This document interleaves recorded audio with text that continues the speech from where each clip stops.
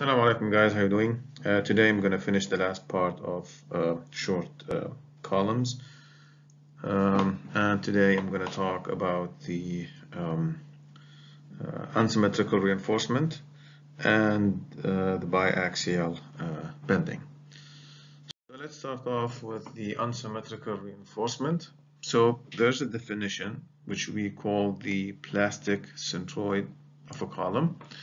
And what that means. So the plastic centroid represents the location of the resultant force produced by the steel and concrete, where the whole section is in compression. Okay, so like we started off with the pure axial loading of columns, it's the same thing here too. So I'm assuming I have no moment, I have no tension whatsoever. All I'm assuming, I having all my forces that are in the compression steel and the tension steel and the compressive force in concrete. All of them are under compression. Again, no moment, no eccentricity, nothing. Okay. Again, also assuming here Whitney's block, then the concrete has a constant stress of 0.85 F prime C. And all the steel has yielded in compression. Since all the steel is under compression, so all of them have yielded.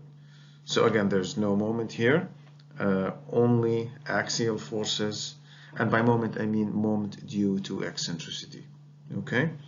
And all the steel has yielded, and all the concrete is under 0.85 F prime C. Now, the moment of all forces about the plastic centroid is 0. So it's like when we used to find the centroid. When we find the centroids of area or forces, we usually take the moment about some axis, and that difference is going to give me the centroid. And we're going to do the same thing over here, and I will show you. Now, in the symmetric sections, the plastic centroid and geometric centroid coincide. So if you remember when I was talking about earlier about eccentricity, and when we were doing the interaction diagrams, and I also referred that eccentricity here was from the geometric centroid because I had symmetrical reinforcement, and that's the reason why I referred to the geometric centroid. But the definition of the eccentricity of the columns is from the plastic centroid. Okay, so let me repeat that. So the eccentricity defined in columns is from the plastic centroid. Now, for the special case of symmetrical reinforcement, the geometric centroid will coincide with the plastic centroid. Okay? So what I was talking about is this. Here I have this whole section. Okay, all of that is under pure compression. So you can see that the strain is 0.003 everywhere.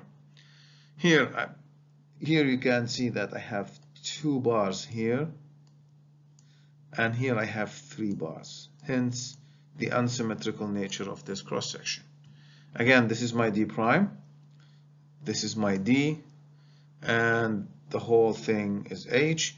And here I'm going to take the moment about this axis right here, so that's why I'm defining my plastic centroid to be here. Now, if you take the moment, let me do that in a different color. If you take the moment about this axis down here, then your YP will be defined from here. Okay, so it really doesn't matter, right? So it's still going to be the same location. Let me actually do this to be more accurate. And let me get rid of this.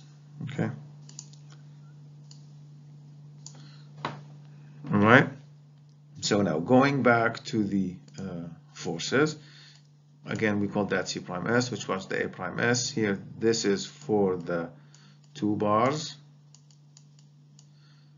Fy minus 0.85 F prime C. Compressive concrete is still 0.85 F prime C BFH. Okay. CS is still AS Fy minus 0.85 F prime C. So now the nominal moment Pn is the summation of all these forces, right? C prime S plus CC plus CS. Now I'm going to take the moment of each individual force about this axis right here.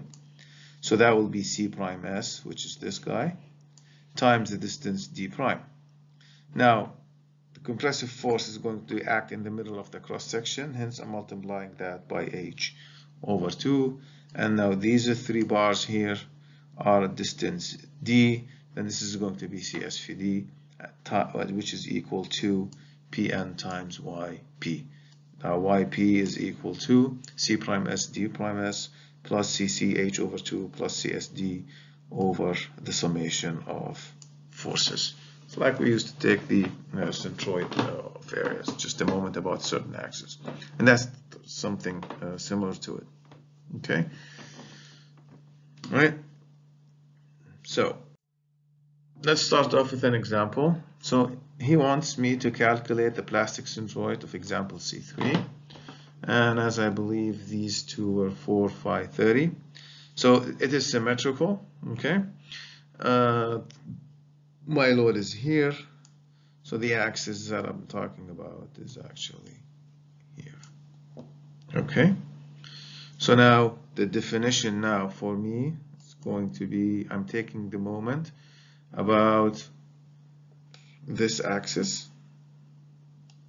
Okay, so now my CS is going to be the area of steel, Fy minus 0.85 F prime C, and you notice they have the same value because this is due to the 2 phi 30.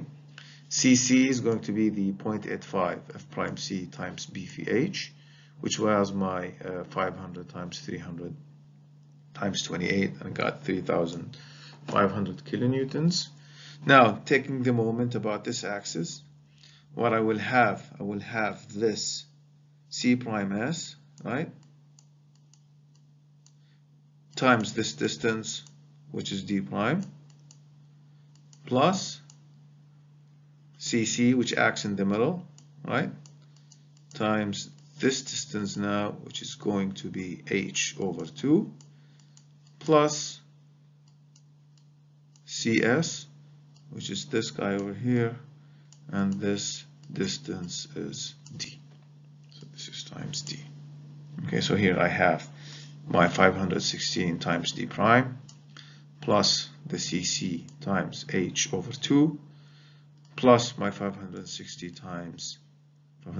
times D, and then I will divide that by the summation of the forces, and my Yp is 250 millimeters. So as expected, the plastic centroid and geometric centroid coincide because I have a symmetrical reinforcement.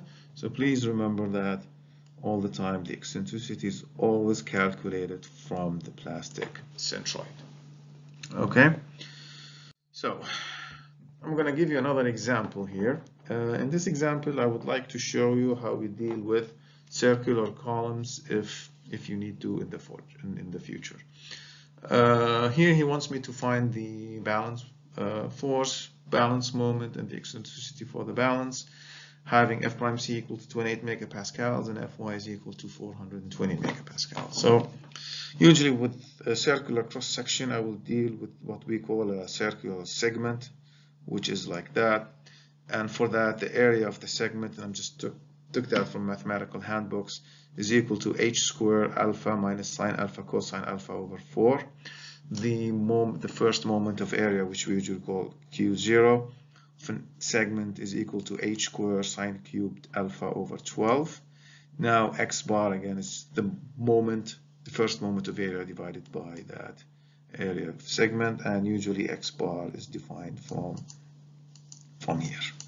Okay, so if that's my segment, then my x bar is defined from that segment.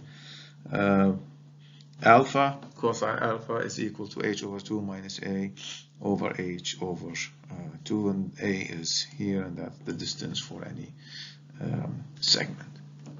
Okay, so here we have 6, 5, 30. I have 1 bar here. This section is symmetrical, right, because I have 3 bars and 3 bars. So this axis here, I'm having 1 bar. This axis here, I'm having 2 bars. And then this axis here, I'm having 2 bars as well. And here I'm having 1 bar. So 1 bar is at a distance of 32.5 centimeters. The diameter, or h, is equal to 50 centimeters. These two bars are a distance of 35 centimeters, and these two bars are a distance of 15. And although not showing this, it's at a distance of 7.5 centimeters. Okay. So to find CB, we said usually CB is equal to 0.03, the ultimate strain, divided by ultimate strain plus E, Fy over E times D, which is the furthest, and that's equal to 250 millimeters. Then AB is equal to beta 1, which is 0.85 times CB, which is equal to 112 millimeters. Okay, so now I'm going to find the steel stress in each layer. Okay, so for the first one, FS4, I'm having FS4, which is the furthest, which is this guy right here, okay, which is at the distance D, 425, minus C, which is this guy, so that's not H over 2. This is not H over 2. It happens to be H over 2, but it is not, okay? So that's CB. So FS4 is equal to 420 Newton per millimeter square, which means that it's fully yielded. Now going to the next guy, FS3, again, epsilon ultimate, the distance 350 minus C over C times E, this is 240 Newton per millimeter square. Now F prime S2, which is this guy over here, it's going to be 250 minus 150 times 2 to E. This is also 240 Newton per millimeter square. If we put FS1, it's going to be more than 420, so I'm sticking with 420. Now T4 is equal to the area of steel, which was for 1 phi 30, okay, times 420, is giving me this. T3, which was the 2 phi 30, okay, times the 240, and it's giving me this. Okay, so here again, remember, here I had 1 phi 30. Here I had 2 phi 30. Here I had 2 phi 30. And here we had 1 phi 30. Okay. All right. That didn't come out right. Let me just do that. And then it's going to be 2 phi 30. So all I'm doing, I'm just taking these stress values and multiplying that by the corresponding area. Okay. Now C prime S again is going to be area prime S2 times FS2 minus 0.85 F prime C, so that's giving me 305. So F prime S is the 240, so we'll plug that in. The CS1 is the FS1, which is 420, and I'm plugging that in here right there. So I'm getting 280.06. So what we did, we calculated the stresses in each of the steel bars, and then transformed that stress into forces. It's the same thing that we did in the examples before when we were doing the interaction diagram. Okay. Now I calculated alpha for the segment, which was 1.4202. From that I was able to calculate the area. From that I was able to calculate the first moment of area, and from that I was able to calculate X bar. So I just used the equations, okay, nothing else. So now that will enable me to find CC, which is again 0.85 F prime C times the area, which we usually had as either AB or BH again. So that's the area of the segment, which is this guy. Okay, so that's giving me about 1892 kilonewtons. Then, which means that my total balance force is going to be the addition of CC plus CS plus C prime S2 minus T3 minus T4, and that will amount to 1841.54 kilonewtons. Okay, now to calculate the balance moment, this is going to be CC, which is this guy, and x bar is going to be this direct. Okay, now this is where the 1 bar, which I said is about 75 millimeter off. Again, I'm taking the moment here about the plastic centroid, which is equal to the geometric centroid in this case. Okay, so then it's going to be h over 2 minus 75. This one, then the other two 530 were at 150 millimeters. Then they were at 350, and then the last one was at 425 minus h over 2, which will give me the balance moment of 405 and the eccentricity of equal to 0.220. So this did not differ, this example did not differ much from a rectangular cross section. The only thing, we did the same procedure for that. The only thing that changed in the circular cross section is that we had to deal with a segment of an area. Okay, so that's the only thing that is new here, and that's applicable to any circular cross section that you might encounter in the future, whether it is symmetrical or unsymmetrical. If it's unsymmetrical, the added step would be finding that plastic centroid, and then you will refer your moment from that plastic centroid only. Okay, now I'm going to talk about a new subject actually briefly, which is called the biaxial bending. As you know, there are certain situations where I'm going to have a moment about the x-axis and a moment about the y-axis, especially in frames, in buildings, so there's a chance that we might have moment coming from two different directions. So if the columns obviously are going to see that, but I'm going to do a couple of definitions first before I look into this shape over here. So let's concentrate on this part right here.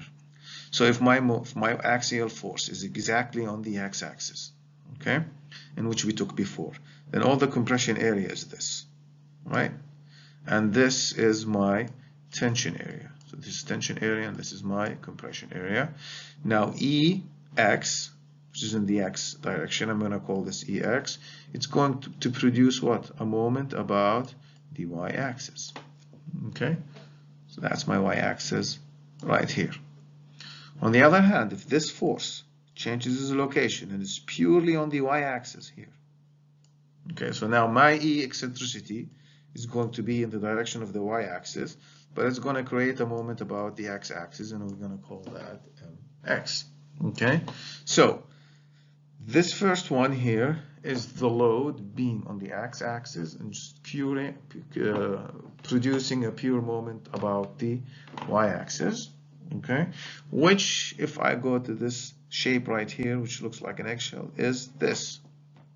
Okay, or like an eggplant, I guess. So this here, case A, represents this interaction diagram where my load is on the x-axis only, and I'm producing only a moment about the y-axis. Okay, so we'll call that extreme number 1. Again, sorry, maybe I just missed something here. I'm just plotting this against, again, here's my axial force, and this is my moment.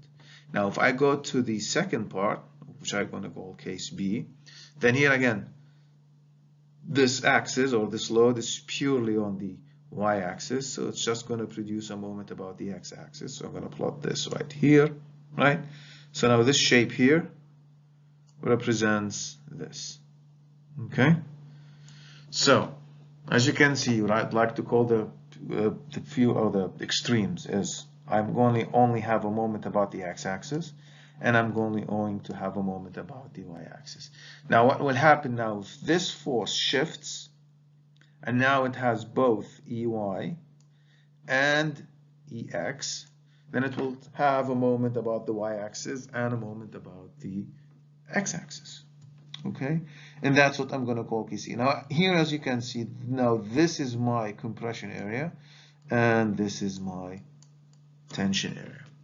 I'm going to make the definition of lambda, which is the tan inverse of either EX over EY, or the moment about the y-axis divided by the moment of the x-axis, which is here. Okay.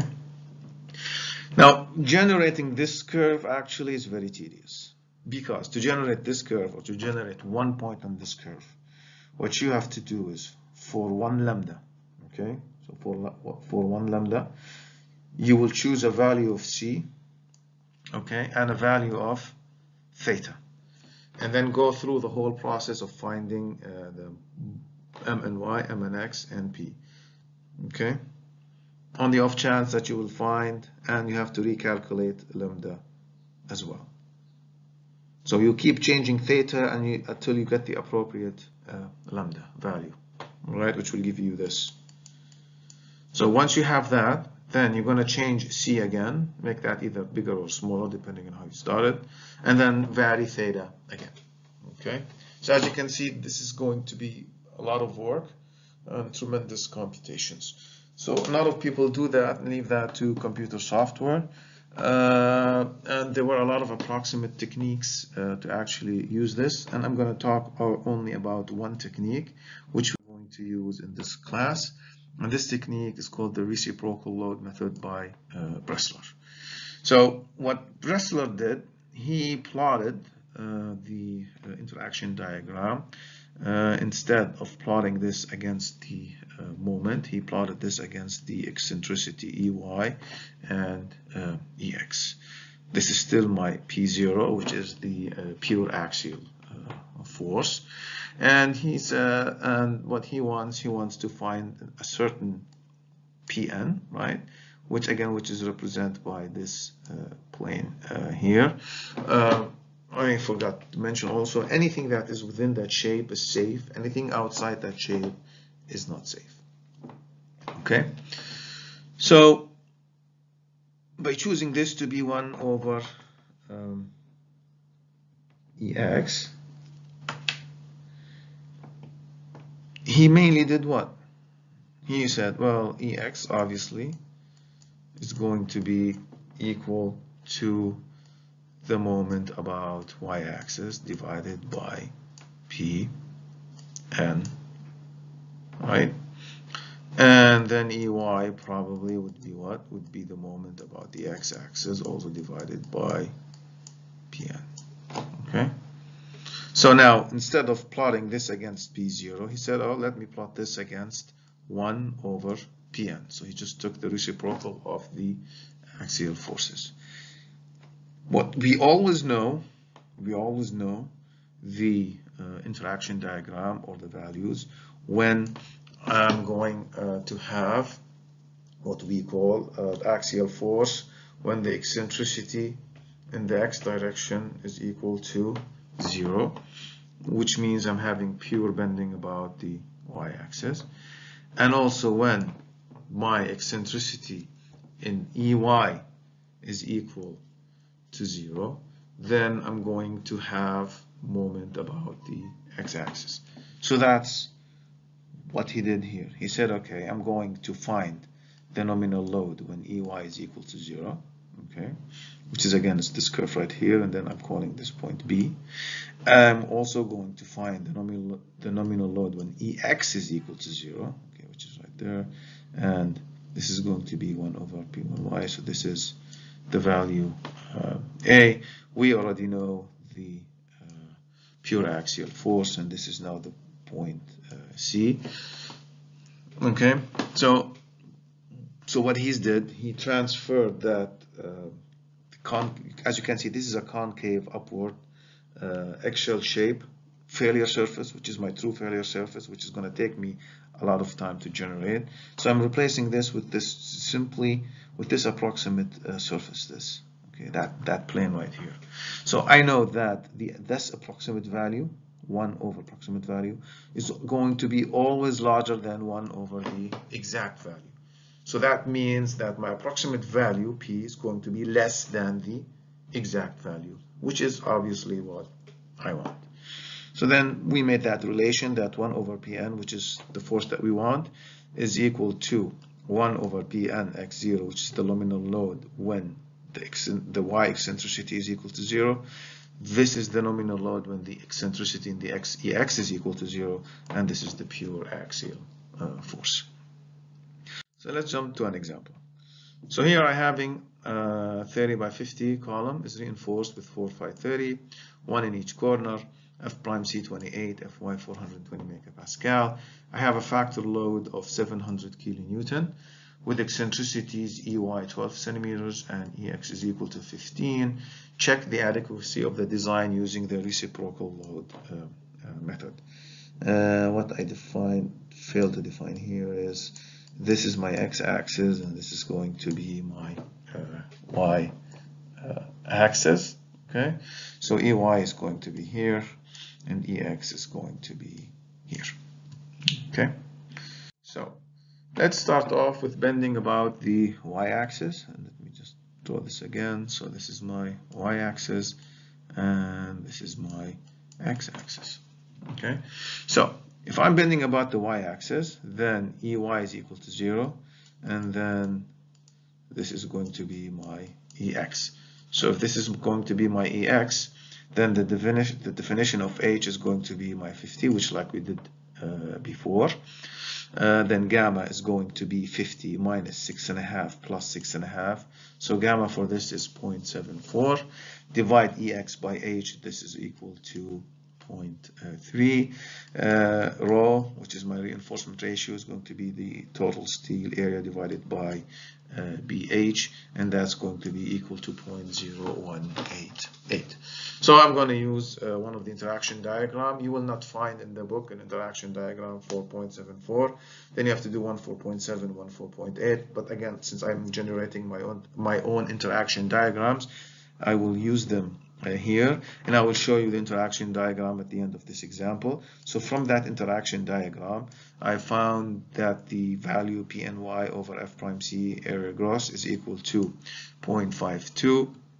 Then PNY is equal to 2,184. Again, this is the axial force when EY is equal to 0. So I'm dealing purely with, again, moment about the y-axis. This one I took from, again, this interaction diagram, found this to be 1.16.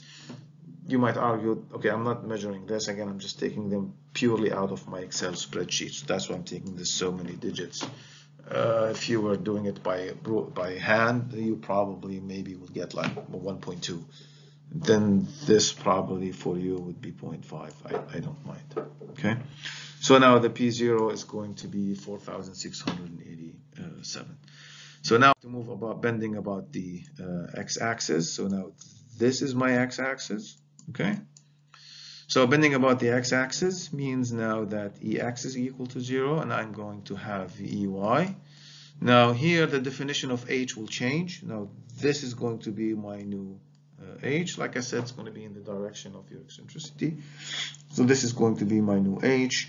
Subtracting again 6.5 both ways will give me this to be 17. Then gamma is equal to 0.57. And E over H is going to be 0.4. Again, I've took this out of my own generated interaction diagrams. From that, I found the axial force when EX is equal to 0 is equal to 1,705.2 kilonewtons.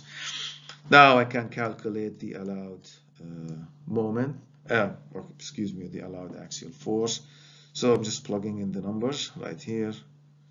So this was the PNY equal to 0, this was the PNX equal to 0, and this was equal to P0.